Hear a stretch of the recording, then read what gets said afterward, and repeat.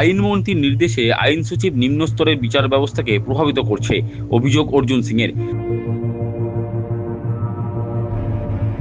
প্রাথমিকের শিক্ষক নিয়োগ দুর্নীতির মামলায় রাজ্যের কারামন্ত্রী চন্দ্রনাথ সিনহাকে একাধিকবার তলব করেছে ইডি, অথচ তিনি তলব এড়িয়ে গিয়েছেন। অবশেষে শনিবার তিনি ইডির বিশেষ আদালতে হাজিরা দেন। যদিও আদালত আপাতত তাকে 10,000 টাকার ব্যক্তিগত বন্ডে মুক্তি দিয়েছে। জামিন দিলেও আদালত মন্ত্রীকে নির্দেশ দিয়েছে বোলপুর এবং কলকাতার বাইরে তিনি কোথাও যেতে পারবেন না। পাশাপাশি তাকে তদন্তে সহযোগিতা করতেও বলা হয়েছে। তবে কারামন্ত্রীর জামিন নিয়ে সরাসরি রাজ্যের নিম্নস্তরের বিচার ব্যবস্থাকে দুষলেন ব্যারাকপুরের প্রাক্তন সাংসদ তথা বিজেপি নেতা অর্জুন সিং। তিনি বলেন, বাংলায় নিম্ন স্তরের বিচার ব্যবস্থাকে নিয়ন্ত্রণ করছে আইন বিভাগ। তার অভিযোগ, আইনমন্ত্রী মলয় ঘটক রাজ্যের আইন সচিবকে দিয়ে রাজ্যের নিম্ন স্তরের বিচার ব্যবস্থাকে প্রভাবিত করছে।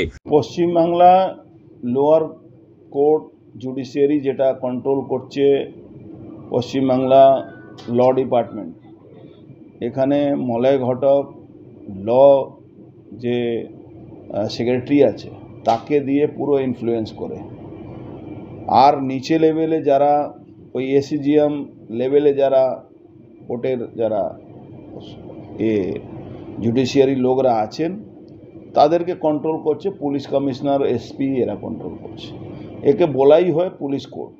প্রসঙ্গত, কারামন্ত্রীর বাড়িতে তল্লাশি চালিয়ে ইডি 41 লক্ষ টাকা উদ্ধার করেছিল। এমনকি মন্ত্রীর বিরুদ্ধে চার্জশিট জমাও পড়েছিল। এ প্রসঙ্গে গেরুয়া শিবিরের লড়াকু নেতা অর্জুন সিং বলেন, কারামন্ত্রীর বাড়ি থেকে টাকার পাহাড় উদ্ধার হয়েছিল, তার বিরুদ্ধে চার্জশিট জমা পড়েছে। তা সত্ত্বেও মাত্র 10,000 টাকার ব্যক্তিগত বন্ডে তিনি জামিন পেলেন। তার দাবি, মমতার সরকার আইন সচিবকে কাজে লাগিয়ে নিম্নস্তরের বিচার ব্যবস্থাকে প্রভাবিত করছে।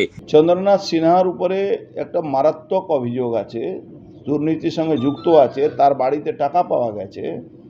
তা সত্ত্বেও তাকে চার্জশিটে নাম দেওয়ার পরে তাকে 10,000 টাকা, মাত্র 10,000 টাকা বন্ডের উপরে ছেড়ে দেওয়া হলো।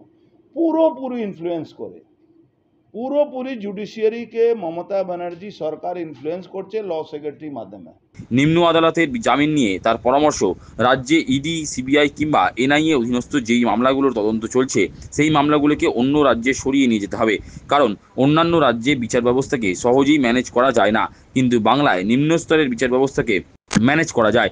এখন ইডিকে বা সিবিআইকে বা এনআইএ যে মামলাগুলো আছে ইমিডিয়েট পশ্চিম বাংলা থেকে হস্তান্তর করতে হবে অন্য রাজ্যে।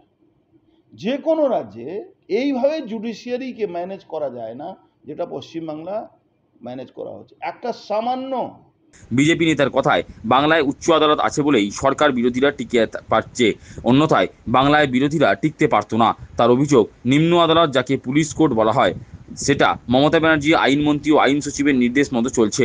তার দাবি, নিম্নস্তরের বিচার ব্যবস্থা পুরোপুরি মমতা ব্যানার্জি নিয়ন্ত্রণ করছেন। কোর্টে লোয়ার লেভেলে পশ্চিমবাংলা যদি হাইকোর্ট না থাকতো এখানে কোনো বিরোধী মানুষ বাঁচতে পারতেন না যারা সরকারের বিরোধী। কিন্তু লোয়ার কোর্টগুলো যাকে পুলিশ কোর্ট বলা হয় পুরোপুরি ল সেক্রেটারি, আপনার ল মিনিস্টার মমতা ব্যানার্জি ইনস্ট্রাকশনে চলছে। বিচার ব্যবস্থাটাকেও পশ্চিমবাংলা মমতা ব্যানার্জি নিয়ন্ত্রণ করছে নিচে লেভেলে। তিনি বলেন, বাংলায় পুলিশের শাসন চলছে, এখানে পুলিশ কোর্ট পুরোপুরি ম্যানেজ করে হচ্ছে।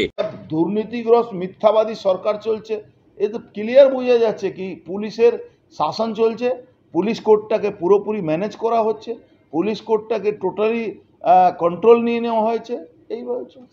প্রসঙ্গত, রেশন দুর্নীতি মামলায় জ্যোতিপ্রিয় মল্লিক ও বাকিবুর রহমানের জামিন হয়েছে। এ প্রসঙ্গে তিনি দাবি করেন, এদেরকে পুরো ম্যানুপুলেট করে জামিন দেওয়া হয়েছে। তার আরও দাবি, বাংলায় চুরি কিংবা দুর্নীতিতে যারা যুক্ত তাদের বিচারের ক্ষেত্রে নিম্ন আদালতে ম্যানুপুলেট করা হচ্ছে। এই যে জ্যোতিপ্রিয় মল্লিক যে অ্যারেস্ট হয়েছিল, তারপরে বাকিবুর যে অ্যারেস্ট হয়েছিল, এরা সবাই ইডি মামলায় পুরো 100% ম্যানুপুলেট করে এদেরকে বেল দেওয়া হয়েছে।